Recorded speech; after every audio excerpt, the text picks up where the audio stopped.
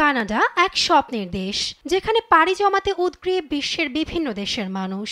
তবে অভিবাসন ইস্যুতে বেশ কিছুদিন ধরে আলোচনায় দেশটি, সেই সঙ্গে মুদ্রাস্ফীতি ও কর্মসংস্থান সংকটে আরও জটিল পরিস্থিতিতে দেশটির অভিবাসন নীতি। কানাডার প্রধানমন্ত্রী জাস্টিন ট্রুডোর দায়িত্ব ছাড়ার আনুষ্ঠানিক ঘোষণার পর প্রশ্ন উঠেছে, কি কারণে এমন সংকটে পড়ল একসময়ের স্বপ্নের দেশ খ্যাত কানাডা। অভিবাসন ইস্যুতে বেশ কয়েক বছর ধরেই টালমাটাল কানাডা। আবাসস্থল সংকটে ভুগছেন দেশটির নাগরিকরা। বিবিসি বলছে, টরন্টোতে একটি এক বেডরুমের ফ্ল্যাটের জন্য ভাড়া গুনতে হয় প্রায় $2,500 কানাডিয়ান। পরিস্থিতি বিশ্লেষণে দেখা যায় আরও চমকপ্রদ তথ্য। অনেকে বাথরুমকে হালকা পরিবর্তন করে রূপ দিয়েছেন বেডরুমে। প্রপার্টি কনসালটেন্সি আরবানেশনের তথ্য মতে, কানাডায় পর্যাপ্ত জায়গা থাকার পরও আবাসস্থল সমস্যা সমাধানে ব্যবস্থা নেওয়া হয়নি। গেল 3 বছরে বাসা ভাড়া প্রায় 20% বেড়েছে। ডিসেম্বরের এক সরকারি নজরদারি প্রতিবেদন জানায়, প্রায় 20 লাখ পরিবার অপেক্ষাকৃত ছোট বাড়িতে বাস করছেন, যেগুলো কম বেশি মেরামত প্রয়োজন। বাসস্থানের ঘাটতি এমন সময়ে মাথাচাড়া দিয়ে উঠেছে যখন মুদ্রাস্ফীতিতে নাকাল কানাডিয়ানরা, ফলে অস্থির সময় পার করছে কানাডার অর্থনীতি।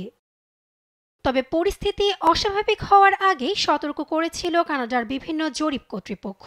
2022 সালের এক জরিপে গবেষণা সংস্থা এনভিরোনিক্স জানায়, 27% কানাডিয়ানের দাবি অস্বাভাবিক হারে অভিবাসী ঢুকছে দেশটিতে।